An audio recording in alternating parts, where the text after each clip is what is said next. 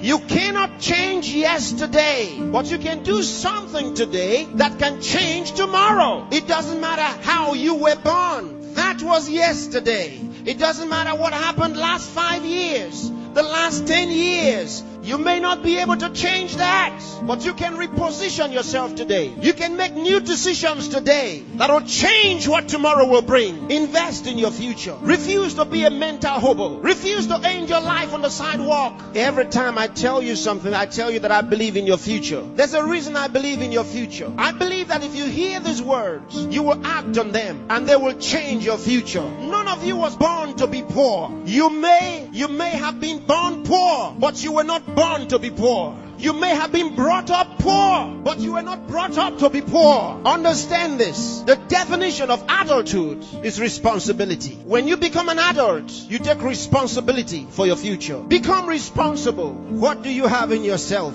There are many who cry for help, and because there are no answers to their call for help, they feel the pains and the pangs of neglect. No, refuse to give up. Believe in what God made. God made you, and He never made a failure. Believe that God has a purpose for your life. You may have been born as a parental accident, but you are not a divine accident. God knew you were coming, and He made sufficient provision for you. There's a place for you in the world, and I'm helping you find that place. There are certain things you must do for all of what we have discussed to be a reality. There are things that are not in abundant supply. They're limited. One of them is time. Save time. Save it. Keep track of your time. The Bible says for us to redeem the time, because it says the days are evil. You don't have extra time. Life is not a game. Therefore, make every day count for your life. Improve yourself every day. Introduce something into your life that counts. Choose to be a success. Become inspiring. Distinguish yourself with character, with excellence. If you're a musician, be a musician with a difference. Become inspiring. Whatever you do, do it with excellence. Put yourself and your best into what you do and change your world. Remember, there's no extra time. Therefore, whatever you do now, do it the best way the first time. Success is waiting for the man who says yes to success. Success is waiting for the man who plans for it, who reaches out for it, who says, I'll wake up, and he wakes up, who says, I'll read this book, and he reads it, who says, I'll go to school, and he goes. Success is waiting for the man who makes a decision. So time is important. Time is important. Don't spend your time watching television 24 hours a day. Don't spend your time watching video 24 hours a day. Those that you are watching have put their best into what you are watching. Change the position. Say to yourself, I will be watched.